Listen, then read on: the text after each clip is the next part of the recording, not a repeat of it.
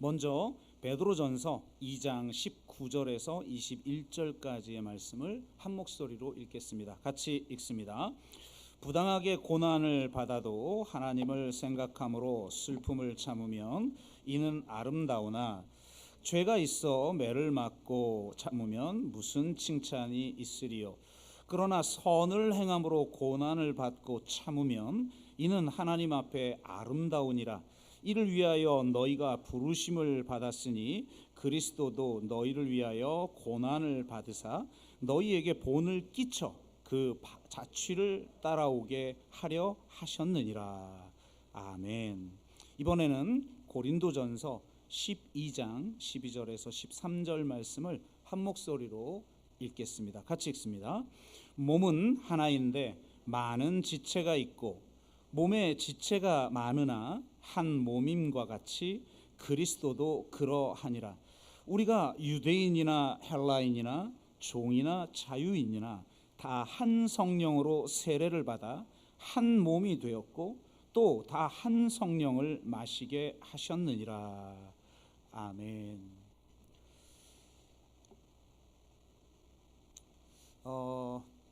미국에서 벌어지는 총기 난사 범죄를 보면 대부분 범인이 백인입니다. 피해 의식을 느껴야 할 사람은 흑인일 텐데 왜 백인일까요? 정작 억울해하고 피해 의식을 느껴야 할 사람들은 가만히 있는데 왜 상대적으로 특권을 누려온 사람들이 더 억울해하고 피해 의식이 더 심한 걸까요?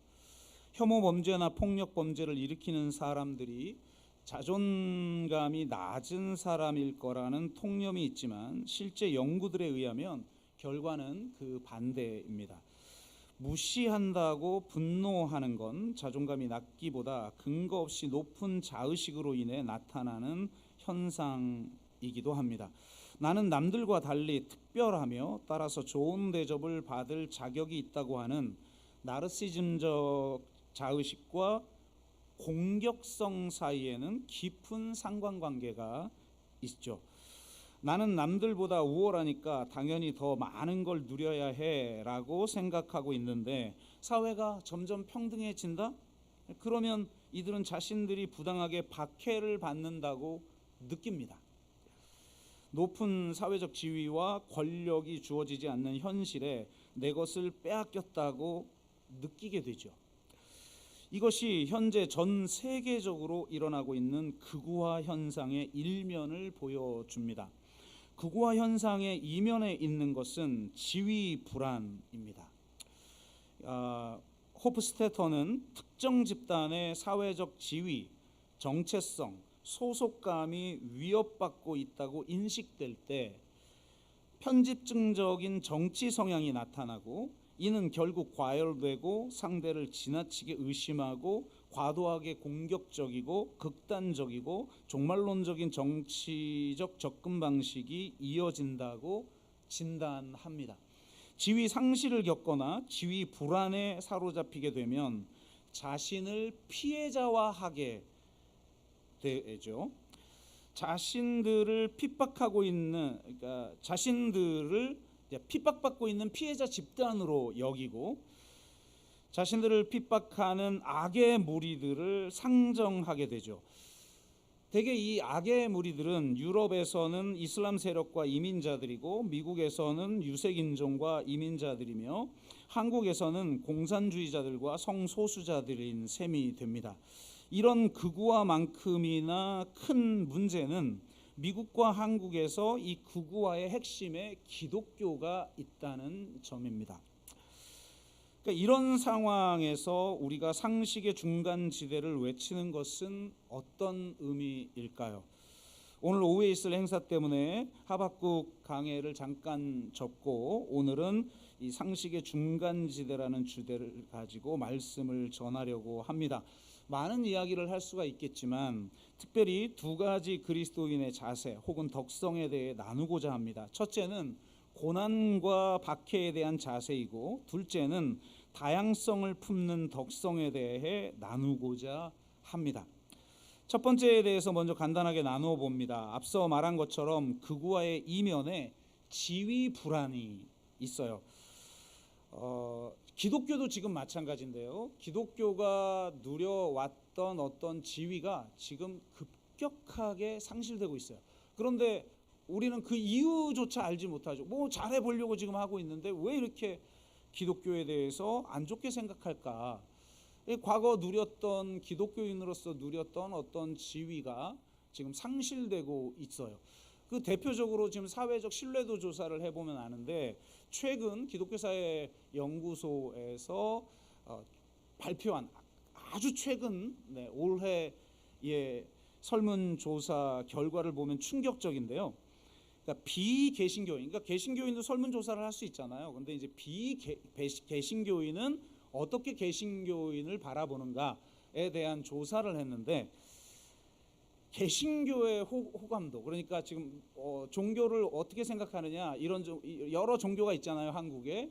그런데 개신교에 대한 호감도가 안타깝게도 14.3%라는 거예요.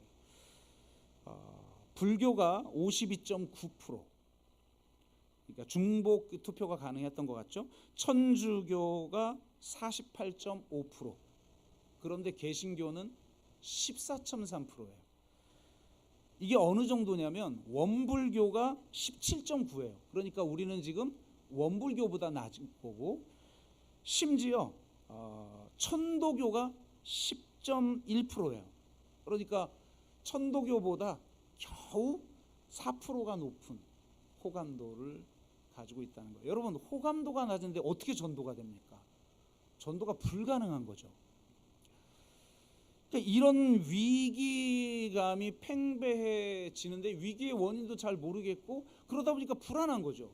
불안함의 두려움, 이런 정서가 결국은 피해자 의식을 낳고, 우리는 잘하려고 하는데 뭔가 지금 어떤 불순한 세력들에 의해서 우리가 자꾸 매도당하고 있다, 공격당하고 있다, 핍박받고 있다, 이렇게 생각을 하게 되고, 가상의 적들을 상정하고 혐오하고 분노하며 매우 공격적인 행보를 지금 보이고 있다는 겁니다. 이것이 미국에서 먼저 나타난 현상인데 지금 한국에 그대로 나타나고 있어요. 핍박받는 자로서 악을 섬멸하기 위해 십자군의 열정으로 극우적 행보를 보이고 있죠. 사람들이 예전에는 기독교의 문제 그러면 너무 독선적이다, 이렇게 평가를 했는데, 요즘은 기독교의 문제는 뭐냐? 기독교가 사악하다는 거다, 이렇게 답을 한다는 거예요. 이건 정말 심각한 거죠. 그러니까 이 사회에 지금 악의 요소다, 기독교는, 이렇게까지 일반 사람들이 여기고 있다는 겁니다. 정말 심각한 거죠. 이 극우화의 특징 중 하나는 이런 악을 일소해줄 강력한 지도자를 원한다는 겁니다. 그가 민주적이지 않아도 좋죠. 왜냐하면 사실 민주주의라는 건 아주 지난한 과정을 제도화한 것이기 때문에 솔직히 속 터져요. 상당히 속 터지는 제도가 민주주의 제도라는 겁니다. 그러니까 사실은 민주적이지 않은 사람일수록 더 우리의 문제를 해결할 가능성이 높다고 생각되어질 수 있죠. 문제를 해결해 주기만 하면 어떤 사람이든 좋다라는 겁니다. 이들에게는 더 이상 민주주의의 규범은 중요해지지 않죠. 그런데 사실은 민주주의 제도라는 것은 제도만의 문제가 아니에요. 제가 밴드에 올렸듯이 좀 보수적인 분들은 국가는 왜 실패하는가, 그래서 저 북한과 남한의 차이는 왜 나는가, 저 제3세계와 저 지금 OECD 국가들과의 차이는 뭔가, 그거는 뭐 산업혁명 뭐 많은 이야기를 하지만 사실은 민주주의 제도 때문이다, 이걸 밝힌 책이에요. 그래서 노벨상까지 받은 사람의 책이니까 보수적인 분들은 한번 읽어보시면 굉장히 좋은데, 그러니까 민주주의 제도가 굉장히 중요하다, 이걸 역설한 건데, 어떻게 민주주의는 무너지는가라고 하는 책을 쓴 레비츠키와 지블렛은 좋다, 그런 제3세계와 제1세계하고 비교하면 당연히 민주주의가 이런 차이를 만들어내는 게 맞는데 요즘은 제1세계도 문제 아니냐, 이 말 아닙니까? 지금 다 이 극우들이 최고의 정치 세력으로 나서는 게 유럽, 영미 다 그렇지 않았습니까? 이 충격적인 상황을 놓고 이들이 이 책을 쓴 거예요. 그러니까 제도만으로는 부족하다. 제도만으로는 민주주의, 제가 한번 그대로 읽어드릴게요. 제도만으로 민주주의가 잘 작동하지 않는다. 정당 체제와 시민사회 모두 민주주의 규범이 필요하다. 그 규범이 무너질 때 헌법에 명시된 권력 분립은 우리의 기대와는 달리 민주주의 보호막으로 기능하지 못한다. 민주주의가 건강하게 돌아가고 오랫동안 이어지기 위해서는 성문화되지 않은 규범, 이게 정말 중요한 거예요. 성문화되지 않은 규범이 헌법을 뒷받침해야 한다. 그 두 가지 규범이란 정당이 상대 정당을 정당한 경쟁자로 인정하는 상호 관용과 이해, 그리고 제도적 권리를 행사할 때 신중함을 잃지 않는 자제를 말한다. 관용과 절제의 규범은 민주주의를 보호하는 연성 가드레일로 기능하면서 당파 싸움이 파멸의 나락으로 떨어지지 않도록 막아주었다. 하지만 정치적인 극단적 양극화로 인해 규범은 무너져 버렸고 민주주의는 위기에 처해 있다라고 말합니다. 그러면서 전 세계적으로 벌어지고 있는 극우화 현상을, 민주주의가 무너지는 현장을 취재하고 연구하고 책을 쓰고 어떻게 해야 할 것인가, 이 해법을 제시하고 있어요. 근데 제가 정말 이런 책들을 읽으면서 안타까운 건 이런 현상을 견제하고 바른 규범을 만들어야 할 기독교가 이런 역할을 전혀 하지 못할 뿐만 아니라 문제의 온상이 되고 있다는 겁니다. 과거 복음주의자들은 기독교적 덕성과 품성을 가진 지도자를 뽑아야 한다는 생각을 가지고 있었어요.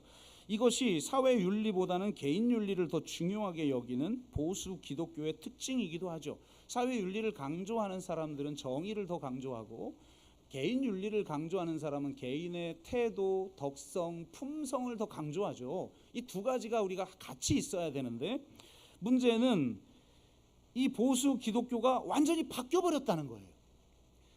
지금 이제 미국의 현상을 지금 먼저 얘기하는데 우리가 그대로 따라가고 있으니까 우리 얘기로 받아들이면 돼요.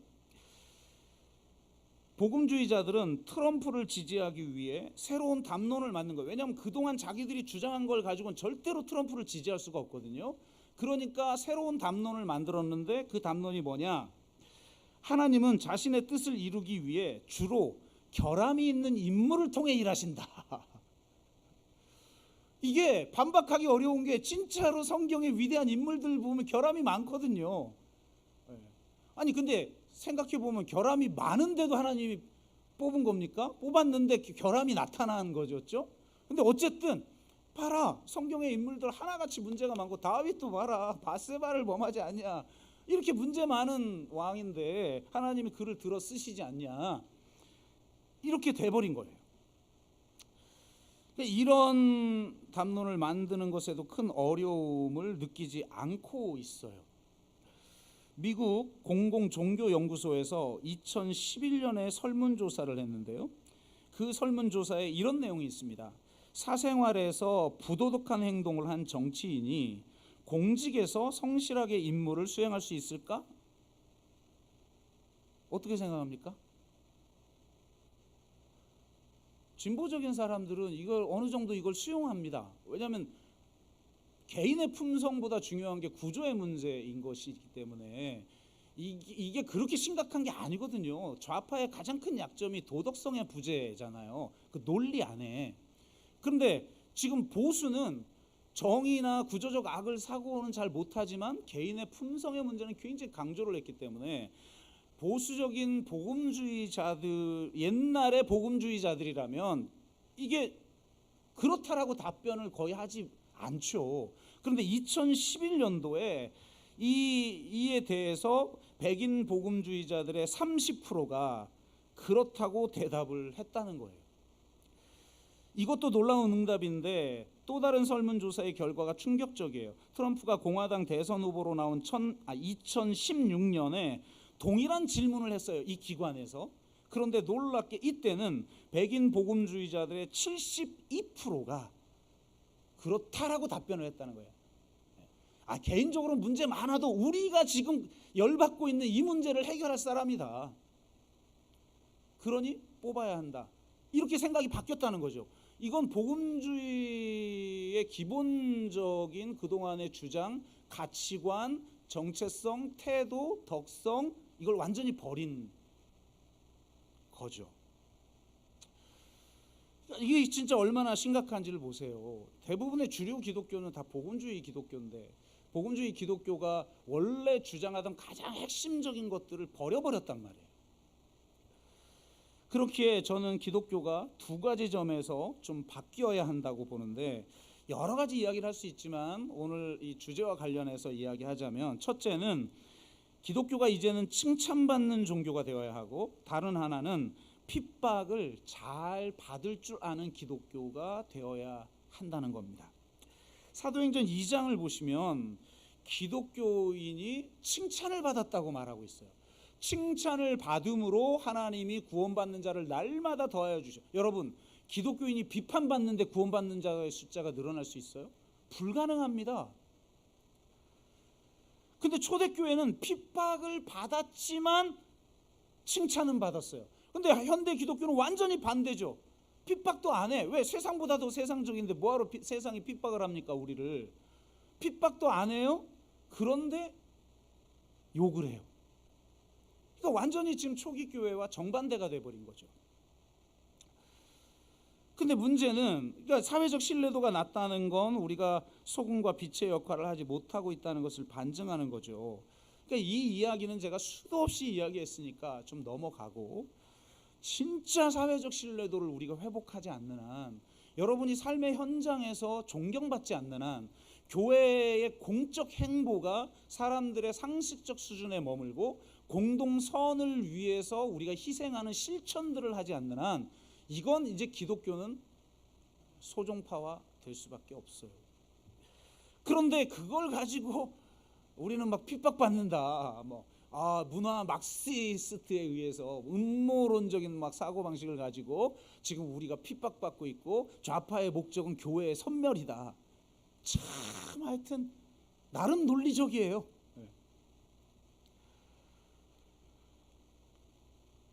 근데 여러분 생각해 보면 기독교는 애초에 핍박받는 종교였다는 겁니다. 로마 황제가 국교로 만든 이후 핍박하는 종교로 전락해 버렸지만, 원래 기독교는 핍박받는 종교예요. 핍박받는데도 칭찬받는 종교였단 말이에요. 기독교는 힘의 종교가 아니었어요. 권력을 추구하지도 않았어요. 언제나 소수파였습니다. 세상 나라와 다른 하나님 나라의 시민으로서 다른 임금 예수를 선포하고 예수를 살아내는 종교였기에 핍박받을 수밖에 없어요. 그게 제자의 가장 중요한 특징이죠. 주님이 제자의 특징을 뭐라고 했어요? 선한 일을 너희가 행해서 사람들로 하여금 하나님께 영광 돌리게 하라. 이거 선한 일을 행하는 것과, 또 하나 너희들을 핍박할 거다. 나를 핍박했던 것처럼 나를 따르는 자를 핍박하는 걸 이상하게 여기지 말라. 당연하죠. 세상의 질서와 가치와 다른 걸 우리가 주장하는데 어떻게 세상하고 갈등을 하지 않을 수가 있어요? 그러니까 그리고 그때야말로 기독교의 본질이 드러나는 때라는 겁니다. 기독교가 위기라고들 말을 많이 합니다. 이제는 위기라는 말을 넘어서서 기독교가 핍박받고 있다고 여깁니다. 좋습니다. 우리가 핍박받고 있다고 칩시다. 그렇다면 지금이야말로 단지 위기라고 말할 때가 아니라 진짜 기독교의 모습을 보여줄 때라는 겁니다. 핍박을 받다 순교한 베드로가 이렇게 얘기합니다. 베드로전서 2장 19절 20절, 부당하게 고난을 받아도 하나님을 생각함으로 슬픔을 참으면 이는 아름다우나 죄가 있어 매를 맞고 참으면 무슨 칭찬이 있으리요. 그러나 선을 행함으로 고난을 받고 참으면 이는 하나님 앞에 아름다우니라. 이를 위하여 너희가 부르심을 받았으니, 이게 무슨 말이에요? 선을 행함으로 고난받기 위해 너희가 부름을 받았다는 거예요. 부름을 받았으니 그리스도도 너희를 위하여 고난을 받으사 너희에게 본을 끼쳐 그 자취를 따라오게 하려 하셨느니라. 예수님이 여러분 고난당하고 핍박당할 때 자기를 핍박하는 자를 향한 분노와 혐오를 바라고 하늘에 천군 천사를 보내 자신을 죽이려고 하는 자들을 대적했나요? 아니잖아요.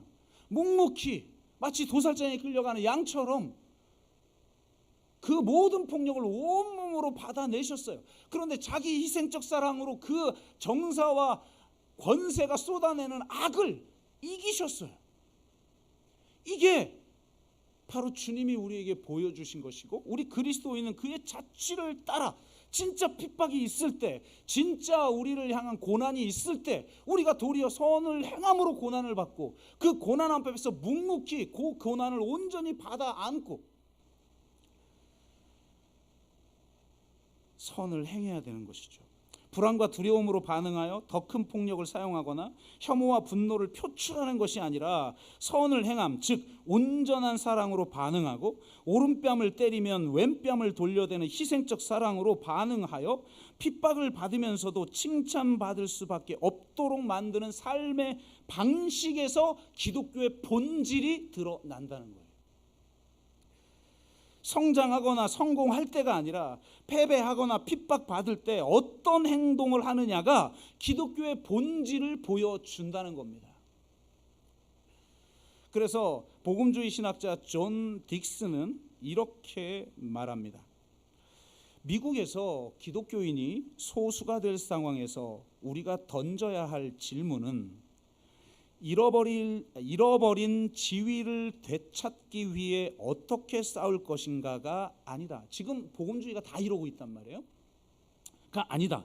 그보다는 복음에 담긴 희망과 자신감과 큰 사랑을 반영하여 어떻게 잘 이룰 것인가를 질문해야 한다. 멋진 말이잖아요. 사도 바울을 보라. 감옥에 갇혔을 때 그는 찬양했고 복음의 진보로 인해 도리어 기뻐했다. 사회적 지위와 자유 등등 여러 면에서 패배로 느껴질 만한 일이 바울에게는 승리였다. 바울은 기쁘게 패배하는 법을 통달한 사람이었다. 아마도 복음에 관한 한 지는 것이 이기는 것임을 알고 있었기 때문일 거다. 여러분, 이게 지금 우리 기독교가 보여줘야 할 때예요. 위기다. 그 위기의식 때문에 이 위기를 만든 어떤 적들을 상정하고 막 그들을 십자군적 열정으로 섬멸하려고 하는 데에서 기독교의 본질이 나타나는 게 아니라 잘 잃는 거예요. 잘 패배하는 거예요. 잘 핍박받는 거예요. 그 핍박 한가운데, 고난 한가운데서도 우리가 그리스도의 자취를 따라 행하여 선을 보여주는 거예요. 이게 기독교의 본질이에요. 교회가 그렇지 못한다면 우리가 어떻게 복음을 증거할 수 있단 말입니까? 지금 미국 교회나 한국 기독교는 너무나 멋없이 지고 있다. 십자가의 방식과 너무 거리 먼 방식으로 지고 있다라는 거예요. 도리어 이 위기가 기독교의 본질을 드러낼 기회임을 알고 여러분과 제가, 한국 교회가 정말 십자가의 길을 삶의 방식으로 보여주기를 주의 이름으로 축복합니다. 두 번째는 다양성을 품는 덕성인데요. 이게 이제 오늘 메인입니다. 초대 교회가 가지는 가장 중요한 특징이 무엇일까? 다양성 안의 일치와 일치 안의 다양성이다라는 겁니다. 지난주 수요일에 사도행전 13장을 나눴어요. 요즘 사도행전 수요일날 강의를 하고 있는데 차례대로 13장 말씀을 나눴는데요. 최초의 이방인 교회인 안디옥 교회가 바나바와 바울을 최초의 이방인 선교사로 파송하는 장면이었습니다. 그런데 뭐 다른 건 모르겠고 지금 다시 한번 반복하기를 원하는 건 이들이 주님을 섬기기 위해서 금식할 때 성령의 음성을 듣게 되는데, 이 성령의 음성에 순종해서 이제 이 교회의 지도자인 최고 지도자라고 우리가 인식하고 있는 바나바와 바울을 선교사로 파송을 해요. 정말 놀라운 일이죠. 근데 그들이 함께 기도해서 모인 이 지도자 그룹이 있어요. 성경은 선지자들과 교사들이라고 표현하고 5명을 소개하는데, 첫째가 바나바죠. 바나바는 구브로 출신의 레위 지파 사람이에요. 성골이죠. 성골. 레위 지파 사람이니까. 안디옥 교회가 세워졌다는 말을 듣고 예루살렘에서 파송한 안디옥 교회 지도자죠. 두 번째 사람은 니게르라 하는 시므온인데요. 니게르는 검은 자라는 뜻이에요. 니그로라는 말이 여기서 나온 거죠. 그러니까 지금 흑인을 좀 속되게 표현할 때 우리가 혐오적인 발언할 때 니그로 이렇게 말을 하잖아요. 지금 누구도 니그로라고 하지 않죠. 근데 바로 그 어원이 니게르예요. 그러니까 이 시므온은 흑인이라는 말이죠. 세 번째, 구레네 사람 루기오인데, 구레네가 북아프리카예요. 그러니까 북아프리카라면 아마도 흑인일 가능성이 많죠. 혹은 중동 계열의 사람이거나 이런 겁니다. 그리고 네 번째는 분봉왕 헤롯의 젖동생 마나엔이라고 하는 건데, 여러분 여기서 분봉왕 헤롯은 헤롯 안티파스를 얘기하죠. 그러니까 헤롯 대왕의 아들, 예수님을 십자가에 못 박은 자인 거죠. 그와 함께 유모의 젖을 먹은 사람이 마나엔이요. 그러면 여러분 이 사람은 최소 왕족일 것이고, 젖을 함께 먹은 형제와 같은 친족 내지 친구겠죠. 그러니까 상당히 높은 계급에 있는 마나엔. 아마도 그의 젖 형제였던 헤롯이 예수님을 십자가에 못 박는데 일조하는 그 과정을 지켜봤을 수도 있는 사람이 바로 마나엔이요. 이런 사람이 지금 안디옥 교회의 지도자라는 거예요. 다섯 번째는 바울입니다. 여러분 보세요. 흑인도 있고 북아프리카 사람도 있고 왕족도 있고 레위 지파 사람도 있고, 이렇게 다양한 사람들이 지도자로 존재한다는 거예요. 그러니까 초기 교회의 모습은 바로 이런 거였죠. 빈부 귀천을 떠나 헬라인과 유대인, 종과 자유인이 완전히 하나가 되었던 공동체, 바로 교회예요. 교회만이, 복음만이, 십자가의 복음만이 사회에선 절대로 하나 될 수 없는 사람들을 하나 되게 해요. 여러분 이거는 여기선 하나 됐는데 나가서는 서로 싸운다?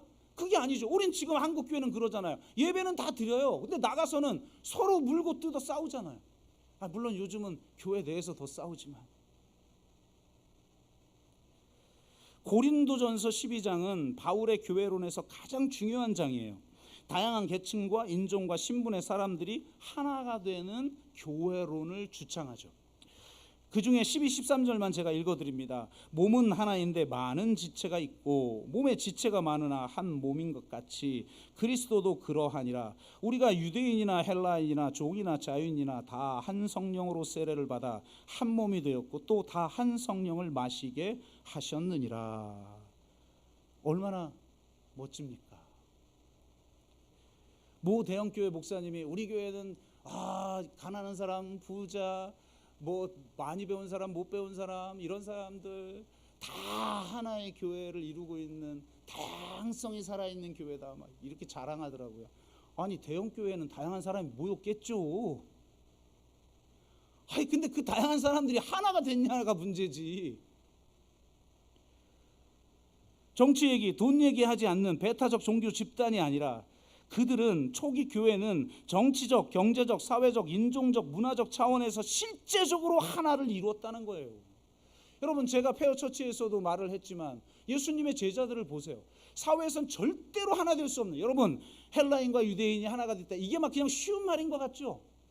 베드로도 환상을 보고 야 너에게 누가 찾아올 텐데 찾아오면 또 따라가 라고 하는 음성을 듣고 따라갔는데 그 사람이 고넬료예요. 이방인이죠. 그와 함께 식사했다는 이유만으로 초대교회의 수장격인 베드로가 예루살렘으로 돌아가서 공동체에서 엄청나게 비난과 비판을 받았어요. 네가 어떻게 이방인과 함께 식사를 할 수 있단 말이냐. 베드로가 비판을 받았다니까요. 베드로가. 그게 여러분 헬라인과 유대인이 한 몸을 이룬다? 한 몸은커녕 식사조차 하면 안 되는데 그런데 한 몸이 되는 거예요. 종과 자유인 아니 엄연한 신분 사회에서 한 몸을 이룬다? 한 가족이 된다? 있을 수 있어요? 아니 흑인과 백인이 하나가 된다? 그런 것도 안 돼. 2000년이 지난 지금도 안 되고 있는데 문명이 2000년이나 발전을 해서 지금 자본주의 사회와 무슨 민주주의 사회가 되었다라고 이렇게 자랑하는 때도 서로 물고 뜯고 싸우고 극단적인 분열을 하고 특히 흑인 인종 문제는 지금도 골칫거리인데요. 그런데 보세요. 초기 교회는 이렇게 됐어요. 예수님의 제자들은 사회에선 절대로 하나 될 수 없는 세리와 열심당이 한 몸을 이뤘단 말이에요.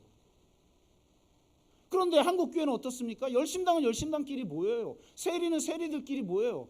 물론 한국교회는 주로 열심당은 없고 세리만 있죠.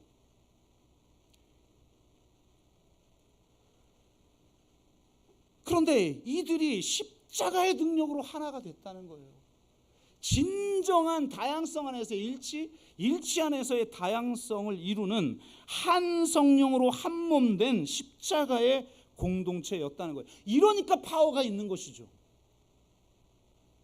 세상과 하등 다를 바 없는 공동체인데 세상에 뭘 우리를 호감도를 갖고 신뢰도를 갖고 너희들은 어떤 소망으로 이렇게 살기에 이렇게 살아라고 뭐 질문을 하고 세상이 궁금해하지도 않는데 불신지요 예수천당 이래가지고 믿는 시대입니까? 옛날에는 기독교가 부러운 종교니까 그나마 관심 갖다가 생명 없는 영생의 복음을 받아들이기라도 했죠. 근데 지금은 너나 잘하세요라고 하는데 어떻게 우리가 복음을 전할 수 있냐 이 말이에요.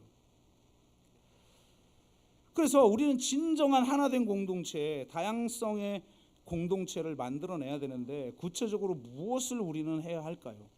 이미 탈성장교회에서도 말했지만 정치적 부족주의의 영향으로 극단적 양극화를 겪고 있는 이 사회의 대안은 바로 공감의 반경을 넓히는 것. 그래서 저희가 이 7가지 키워드가 공감 프로젝트잖아요. 공감의 반경을 넓히지 않으면 안 된다. 그리고 정치적으로 반대편에 있는 사람들을 서로 만나서 이야기하여 상식을 넓혀가고 상식의 그 두께를 두텁게 하는 상식의 중간지대를 세워나가야 하는 겁니다. 이번에 전 세계적인 극우화 현상에 대해 분석한 책들, 물론 이전에도 사회 문제에 대한 책들을 읽었지만 어떻게 이렇게까지 됐지? 너무 충격을 받아서 이 세계적인 극우화 현상에 대해서 분석한 책들을 읽었는데 놀랍게도 대부분이 동일한 해법을 제시하고 있다는 거예요. 대립하는 사람들이 서로 만나는 대화의 장이 존재해야 한다. 그러지 않는 한 이 사회는 이 정치적 양극화를 극복할 수 없다. 이 책들이 소개하는 몇 가지 사례들이 있는데 시간상 제가 소개하기는 어렵고요. 제가 소개할 거는 이제 기독교권에서 쓴 책들인데요. 이번에 기독교가 극우화된 현상에 대해 쓴 책들도 함께 읽었는데요. 진보적인 사람들이 쓴 책이 아니라 제가 일부러 복음주의자들이 쓴 책들을 골라서 읽었어요. 진보적인 사람들이 쓴 책은 명쾌하고 복음주의자들이 쓴 책은 좀 안정감이 있죠. 이런 특징을 가지고 있는데 나라 권력 영광 혹은 지상의 위험한 천국 그리고 최근에 나온 기독교의 정치참여 10계명 등을 읽었는데 이게 다 복음주의자들이 쓴 책이에요. 그러니까 해법도 좀 진보적이지 않고 복음주의적인 해법을 제시하고 있는데 저는 한국교회가 최소한 이런 복음주의자들이 제시한 원리를 이 정치적 사안에 대한 수용의 원리의 최소치로 받아들여야 된다. 이렇게 생각합니다.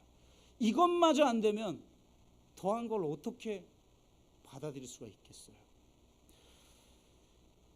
2월에 나온 기독교의 정치참여 10계명은 보수적인 출판사인 기독교 문서선교회에서 나온 책이에요. 그러니까 지금은 보수적인 출판사도 사태가 심각하구나 라는 판단을 했는지 이 책이 여기서 나왔어요.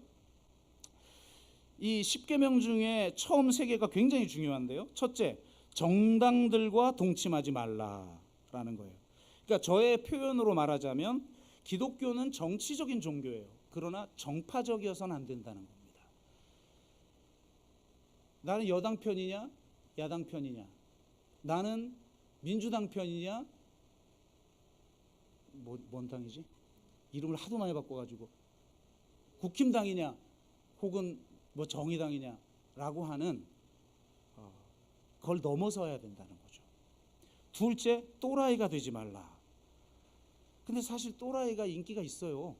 극단적인 사람 매력이 있지, 흐리멍텅해가지고 이런지 저런지 매력이 별로 없잖아요. 그러니까 다 그렇게 되고 있다는 거예요 지금. 그러나 그렇게 되지 마라. 기독교가 원래 주장하던 그 품성과 태도, 이걸 회복해라 이 말이죠. 세 번째가 중요한데, 상대의 말을 듣고 그들과 관계의 다리를 세워라 라는 겁니다. 이 세 번째 계명을 설명하면서 한국계 미국인이에요, 유진조가 마다라고 하는 단체를 소개하는데요. 여러분 마가는 잘 알죠? 트럼프의 구호 미국을 다시 위대하게, MAGA, 그러니까 Make America Great Again에 빗대어 이름을 지었어요.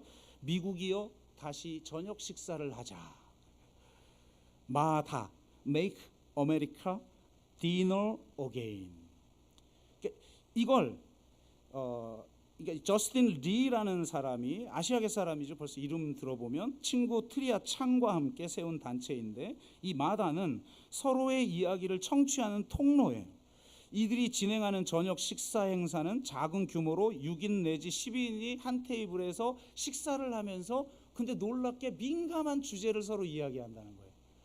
야, 그러니까 최소한 밥 먹을 때는 안 싸우나 보죠.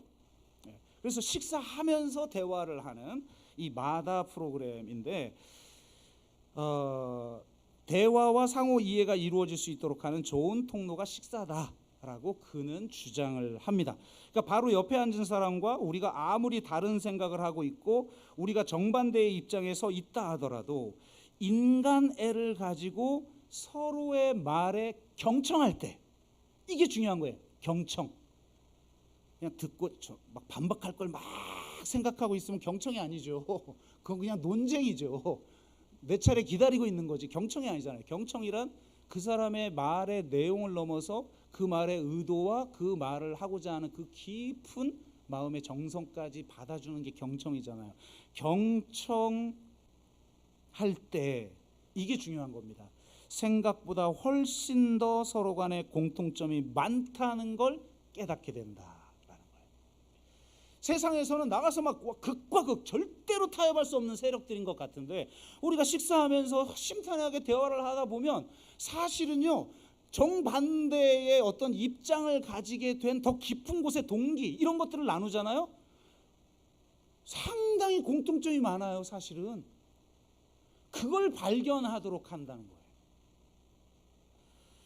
저는 이런 대안들, 뭐 이런 프로젝트를 지금 뭐 전 세계 유럽이나 지금 미국에서 이제는 만나서 이야기하는 뭐 프로그램들을 만들어야 한다고 막 시도를 하는데, 저는 항상 교회 편이니까 이런 건 아무것도 아니라고 생각해요.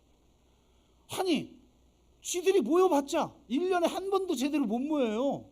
근데 기독교는 여러분 오지 말라고 해도 오잖아요. 일주일에 한 번. 그리고 요즘 같은 힘들 때 제가 제 설교 들으면 약간 열불나기도 하고 답답하기도 한 분들도 있잖아요. 그래도 나오잖아요. 이게 무서운 거예요. 기독교의 힘은. 세상은 나누기 해봤자 1% 나누기인데 우리는 기본이 11조잖아요. 기본이 일주일에 한 번 예배잖아요. 제일 덜 드리는 사람이. 이런 사람들이 더군다나 완전히 서로 다른 사람을 그리스도 안에 한 가족으로 받아들이잖아요. 교회는 조직이 아니라 우리가 가족이라고 그랬죠. 가족이라고 고백하는 공동체예요.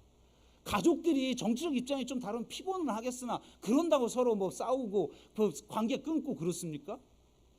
아니잖아요. 저는 교회야말로 이 마다 프로그램을 가장 잘할 수 있는 곳이다. 왜? 함께 모이고 새로운 가족 공동체이고 무엇보다도 십자가의 복음이 있고 성령의 하나됨이 있기 때문에. 성경이 제시하는 것과 자기 신념과 충돌하는 걸 염려하여서 오직 종교에 침잠하는 건 다양성 안에 일치를 추구하는 교회의 정체성을 약화시켜요. 정치적인 사안, 돈 문제 쉽지 않죠. 그러니까 이런 사태가 벌어져도 어느 편의 입장에 서지 말라, 기도만 해라, 이따위 설교를 할 수밖에 없는 거예요. 아니, 정파적인 사안들에 대해서는 그렇게 얘기해야죠. 함부로 정치적 발언을 해서는 안 돼요, 교회는.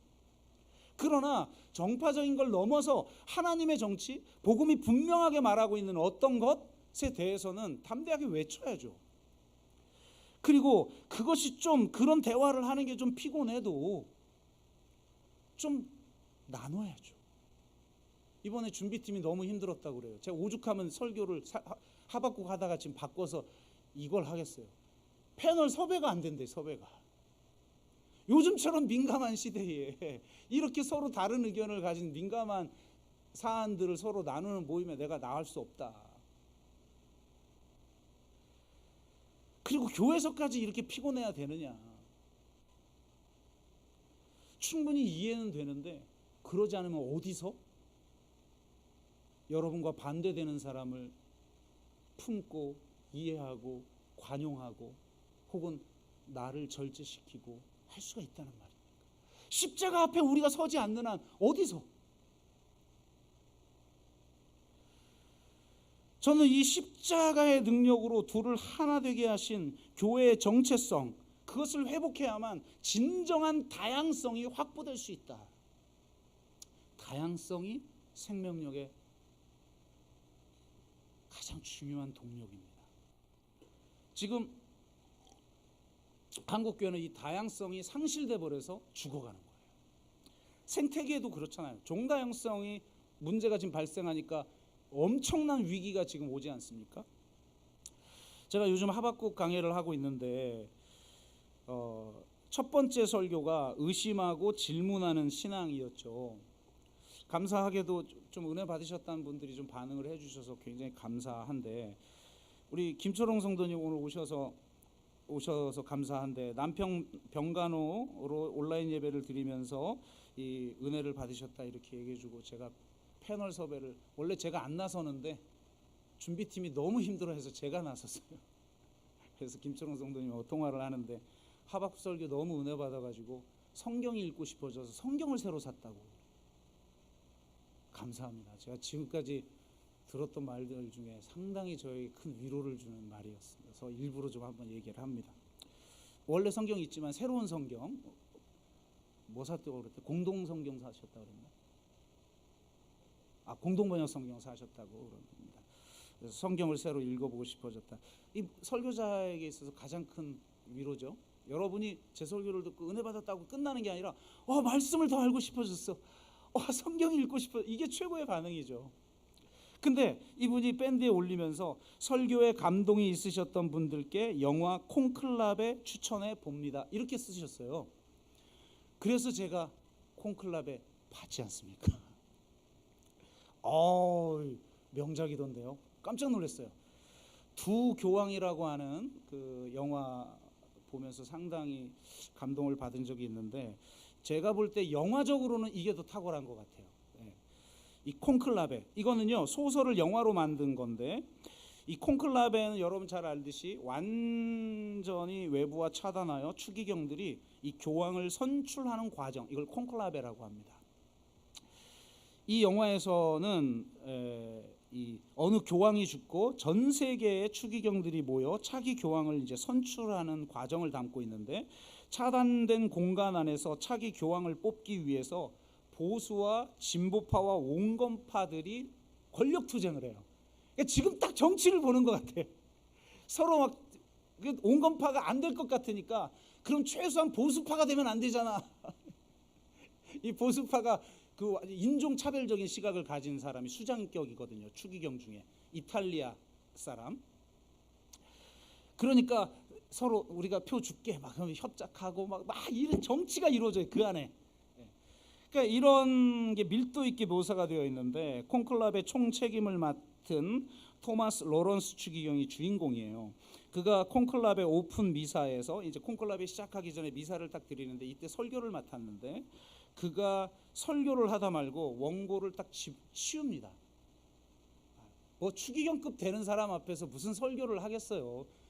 내가 하고 싶은 얘기나 하겠습니다. 그러고 설교문을 접고 이렇게 얘기하는데 아마 이 대목 때문에 이걸 추천하지 않았나는 생각이 드는데 제가 이 영화에서 3군데 정도가 딱 와닿는 게 있었는데 이 첫 번째 건데요.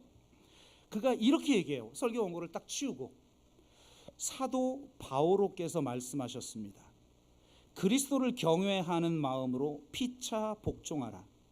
함께 일하고 함께 성장하기 위해 우리는 관용이 필요합니다. 어떤 개인이나 세력도 다른 일을 지배하려 해서는 안 됩니다. 유대인과 이방인으로 구성된 에베소 성도에게 다가갔던 사도 바오로를 보면서 하느님이 교회에 주신 가장 큰 선물이 다양함이라는 걸 깨달았습니다. 사람과 관점의 다양성이야말로 우리 교회를 강하게 만듭니다. 수년간 교황청에서 봉사하면서 그가 이제 교황청에서 봉사하는 걸 환멸을 느끼고 교황에게 나 이거 직 내려놓겠습니다 하는데 교황이 허락하지 않아요. 그리고 무슨 일이 생기면 그 일 처리를 자네가 해야 되네 이렇게 이야기를 해놓은 상태라 이 사람이 책임자가 된 거예요. 근데 이렇게 교황청에서 봉사하면서 제가 그 어떤 것보다 두려워하게 된 죄는 확신입니다. 이게 충격적이죠. 왜냐? 우리에게 가장 필요한 게 우리는 확신이라고 생각하거든요. 그런데 그 어떤 것보다 두려워하게 된 죄는 확신입니다. 확신은 화합의 가장 큰 적입니다. 확신은 관용의 가장 치명적인 적입니다. 믿음은 살아 움직입니다. 믿음은 의심과 함께 존재합니다. 만약 믿음만 있고 의심이 없다면 신비는 없을 것이고 더 이상 믿음도 필요치 않을 것입니다. 제가 이 주제를 가지고 설교를 했는데 저도 놀랐어요. 이 영화를 보면서. 믿음도 필요하지 않을 것입니다. 그러니 의심하는 교황을 허락하시도록 하나님께 기도합시다. 죄를 저지르고 용서를 구하는 교황 그리고 다시 나아가는 교황을 허락하시도록 기도합시다. 이러니 술렁술렁하겠죠. 왜? 교황 무호소를 주장했던, 지금은 그렇지 않지만 그런 종교가 카톨릭인데 이런 말을 하니까 술렁술렁하는 거죠. 정말 멋지지 않습니까? 제가 이전에 욥기 강해를 하면서 말했던 확신의 죄와 유사합니다. 보통 신앙인들은 믿음을 생각, 교리, 신념과 연관하여 이해합니다. 올바른 생각과 체계적인 교리 그리고 확고한 신념을 갖는 걸 믿음이라고 이해하죠. 하지만 믿음은 단지 올바른 생각에 대한 인지적 동의가 아닙니다. 그것은 자칫 하나님의 형상을 만드는 것과 같은 죄가 될 수 있어요. 특정한 형상과 생각과 신념을 하나님 자신과 동일시하는 오류를 범하기 때문이죠. 이런 사고방식은 창조주 하나님을 우리가 이해할 수 있는 대상으로 한정하여 그분을 과소평가하게 만들죠. 사실은 이렇게 만드는 이유, 그건 내가 마음껏 통제할 수 있는 신, 우상과 같은 신을 우리가 만들어내고 지금 섬기고 있는 겁니다. 그렇게 하나님에 대한 생각에 고집스럽게 집착할 때 자신도 모르게 하나님보다 자신의 생각을 더 신뢰하게 되죠. 이것이 바로 확신의 죄예요. 지금 하나님이 우리를 지지하고 있다라고 착각. 확신의 죄가 하나님을 향해서만 벌어지는 것이 아님을 영화 콘클라베는 보여줍니다. 우리가 서로를 향해서도 확신의 죄를 가지고 있어요. 이렇게 확신에 찬 사람들이 부부싸움을 많이 해요. 왜? 내가 옳거든. 서로 옳다고 싸우는 거죠.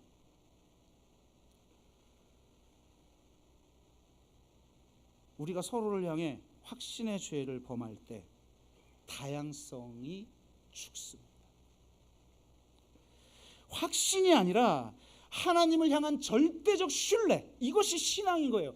내가 도무지 이해할 수 없는 불확실한 상황에서, 내가 왜 고난을 받아야 되는지 알 수도 없는 상황에서, 왜 세상이 이렇게 돌아가는지 알 수 없는 상황에서도 철저하게 하나님 한 분에 대한 절대적 신뢰를 가지는 것, 이게 신앙이에요. 이 절대적 신뢰를 품고 서로에 대해 관용하는 정신, 이게 교회입니다.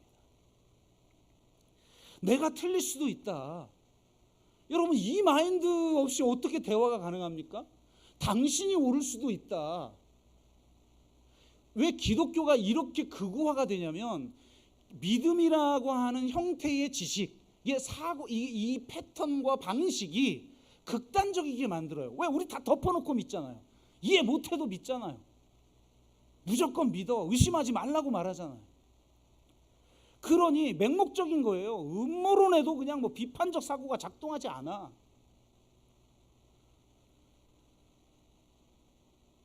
내가 틀릴 수도 있다. 당신이 옳을 수도 있다. 아니, 저는 더 좋게는, 이게 제가 고린도전서 강해하면서 말씀드린 건데, 아디오포라의 정신, 너도 옳고 나도 옳을 수 있다. 서양의 논리학은 이게 불가능하죠. 그런데 신앙은, 지혜의 영역은 나도 옳고 너도 옳을 수 있는 거예요. 그 마인드를 가지고 서로 관용할 때, 자신을, 내가 틀릴 수도 있기 때문에 절제할 때, 그때 공동체가 하나가 될 수 있는 것이지.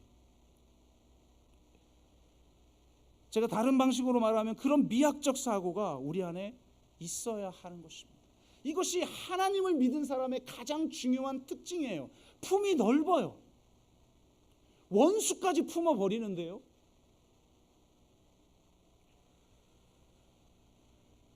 정말 그런 다양성 안에서의 일치를 이루고 일치 안에서의 다양성을 이루는 교회가 됐으면 좋겠어요. 저희 교회가 그렇게 됐으면 좋겠어요. 서로 달라도 이해하고 품고 공통 분모를 서로 확인하고 그 단단한 토대 속에서 정말 다양성이 인정되어지면서 하나님의 말씀대로 순종하며 살아가는 공동체. 지금 한국교회는 하나님의 말씀을 특정 개인 영혼 구원의 영역에만 적용을 하거나 그 외에는 아무런 적용점이 없는 교회가 돼버리거나 극단적으로 치우쳐버린 그런 교회가 되고 있어요. 이런 때에 정말 초기 교회의 모습처럼 다양성 안에 일치 안에 다양성을 만들어내는, 조금 피곤하죠. 그게 여러분, 저도 그러지 않았으면 좋겠어요. 저도 대형교회 목회를 해본 사람이고 어떻게 해야 부흥하는지 알아요. 오늘 같은 설교 하면 부흥 안 돼요. 알아요. 여러분, 내가 모르고 하는 거 아니에요. 아니, 근데 이게 하나님이 원하시는 건데 어떻게 안 하냔 말이에요. 그러니 오늘 오후 2시에 좀 마음에 좀 해주시면 좋겠다 생각이 들어. 오죽하면 제가 설교 본문을 바꿔서 이런 설교를 하겠습니까? 에휴, 세상이 다 이렇게 가도, 한국교회가 이렇게 망가져 가도 우리는 하나님 말씀 붙들고 복음 붙들고 진짜 하나님이 원하시는 공동체를 만들어가는 그런 교회 되기를 주의 이름으로 축복합니다. 우리 한번 같이 찬양하고 기도합시다.